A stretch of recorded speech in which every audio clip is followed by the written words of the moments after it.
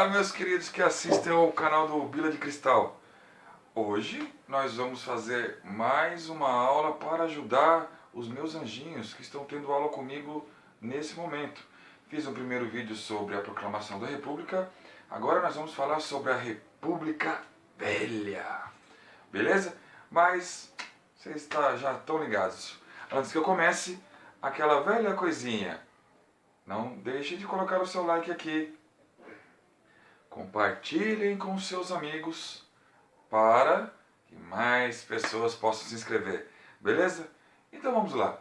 República Velha. É um período que se inicia assim que a proclamação da República acontece em 1889 e vai até 1930. Tudo bem? A República Velha ela é dividida em dois períodos distintos. Um primeiro período chamado de República da Espada. A República da Espada foi de 1889 até 1894. E por que esse nome de República da Espada? Bem simples, gente. Tem esse nome de República da Espada porque foi o período em que tivemos dois presidentes militares. Primeiro, o senhor Marechal Deodoro e depois dele, Floriano Peixoto. Tudo bem? Marechal Deodoro e Floriano Peixoto, eles não eram populares, não tinham mais o mesmo apoio de quando a proclamação foi feita lá do Partido Republicano. Então o governo deles não foi um bom governo e aos poucos eles foram se enfraquecendo.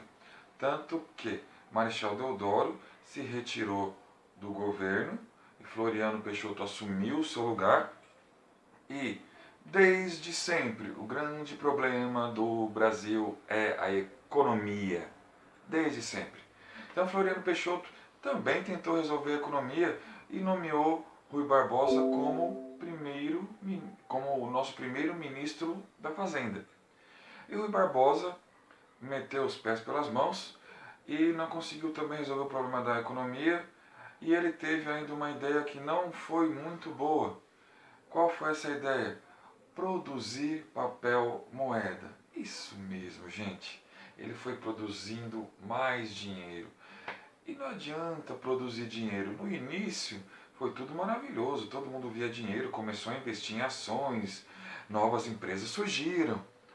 Só que aí, com o tempo, o dinheiro desvalorizou. Tinha muito dinheiro no mercado. E o dinheiro desvalorizando, as empresas quebraram, as ações quebraram e a moeda ficou mais desvalorizada, ainda aumentando a inflação, o que não deu certo para Rui Barbosa. E pouco depois disso, Floriano Peixoto foi obrigado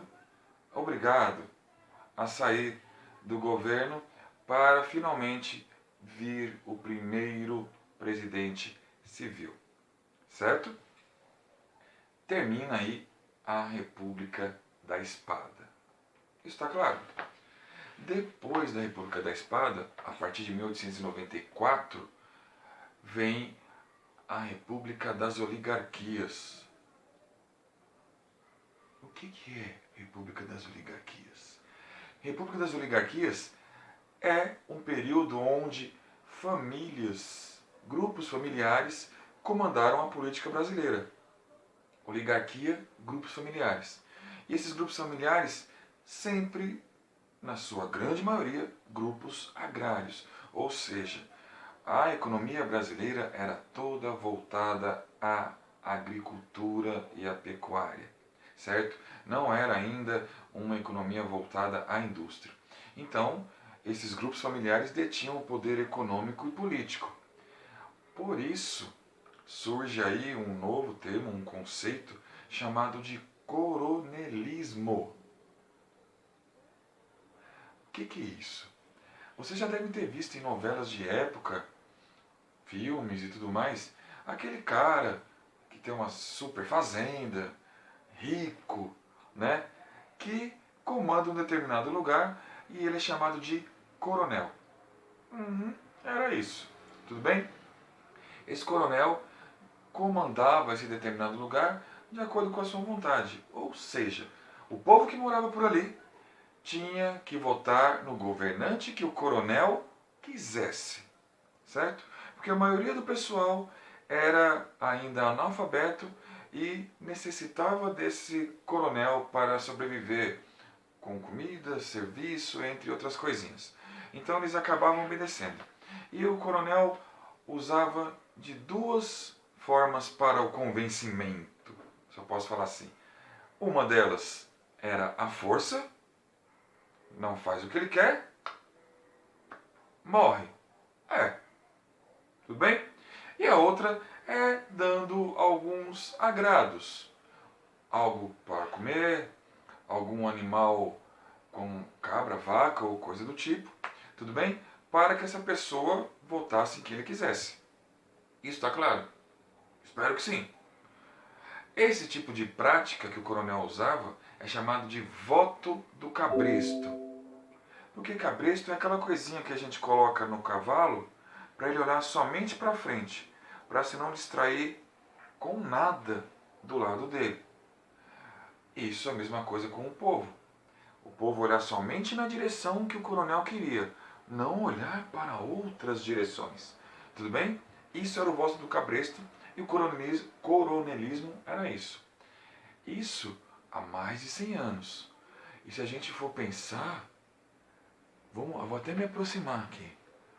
Se a gente for pensar, há mais ou menos 2 anos, por aí, aqui no Brasil aconteceram práticas bem semelhantes na nossa política. Dê uma pesquisada, quem tiver curiosidade. Continuando. Então, essa era a prática do coronelismo, república das oligarquias, comando de grupos familiares, tudo bem? E o voto do cabresto. Outra coisa que ficou muito conhecida nesse período, até os anos 1930, é a República do Café com Leite. Como assim República do Café com Leite? Eu não disse que eram grupos agrários, grupos familiares da área da agricultura e da pecuária que comandavam a economia? Então, a República do Café com Leite foi o período em que São Paulo, o grande produtor de café, e Minas Gerais, o grande produtor de leite, se alternavam no poder. Tudo bem? E como isso acontecia? Estava um governante de São Paulo. Aí o grupo mineiro vinha, agora o nosso próximo presidente tem que ser aqui de Minas, ou indicado por nós, e São Paulo deixava que o próximo presidente fosse mineiro ou indicado por Minas. Depois, os paulistas, agora é a nossa vez, tá ligado? E depois vinha um indicado por São Paulo ou paulista. Então ficava essa alternância.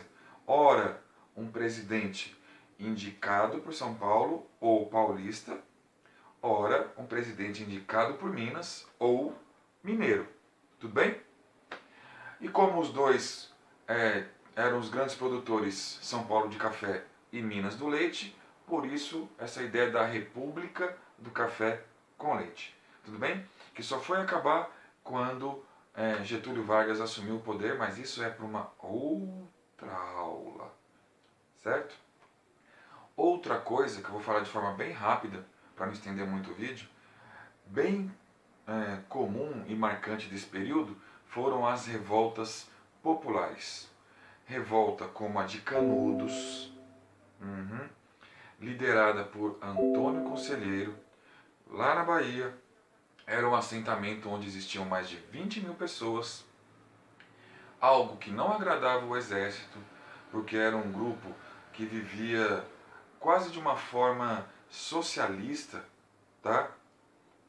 Outro vídeo também eu falo sobre como seria essa forma socialista, mas é um grupo onde todos viviam em prol de todos e acabavam não pagando impostos. E esse tipo de situação gerava medo para o governo, para não espalhar essa prática, certo? Então, o exército brasileiro e o exército baiano também se juntaram e depois de mais de 3 investidas, finalmente, invadiram Canudos e mataram a todos.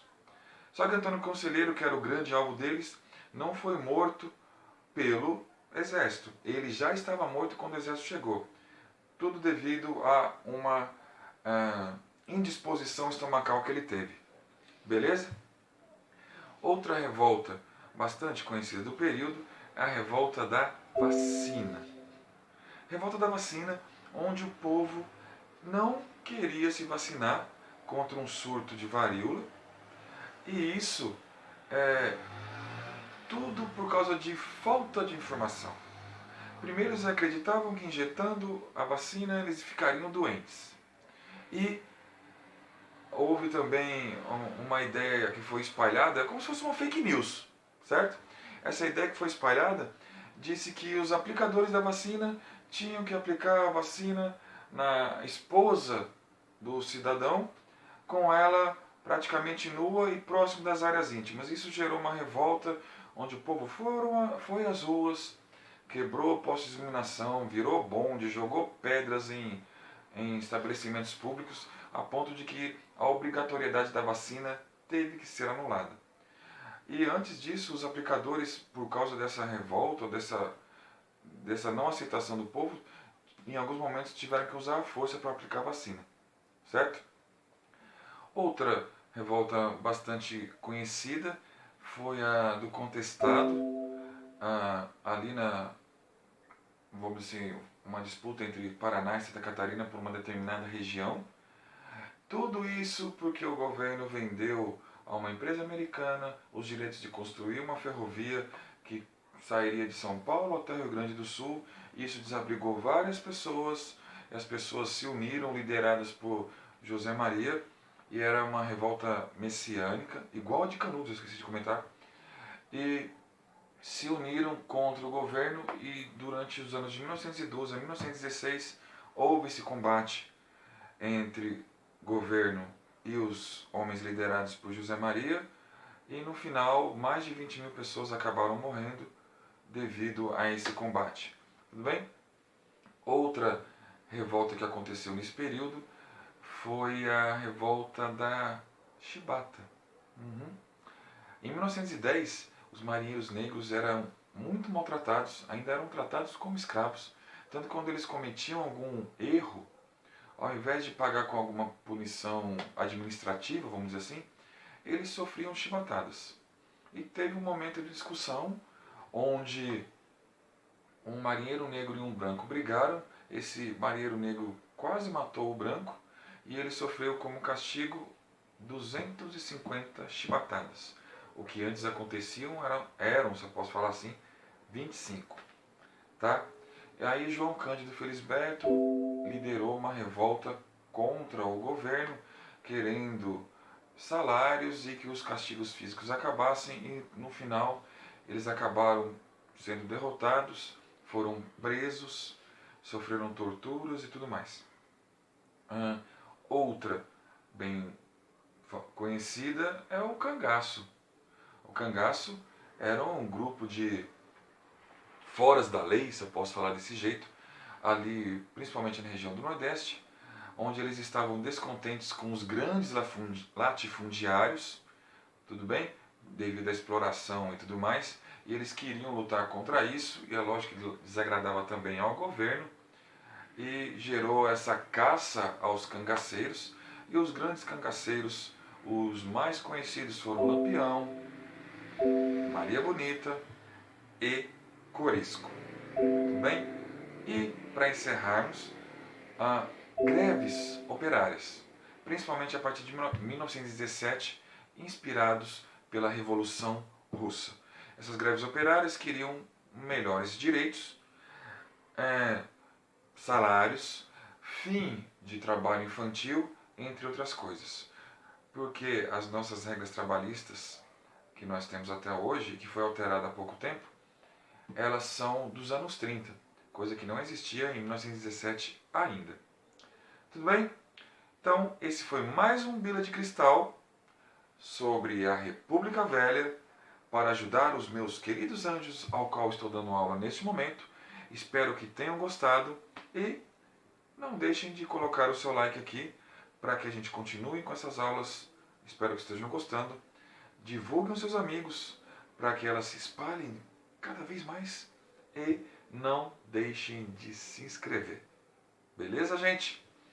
Beijo e até o próximo Bila de Cristal.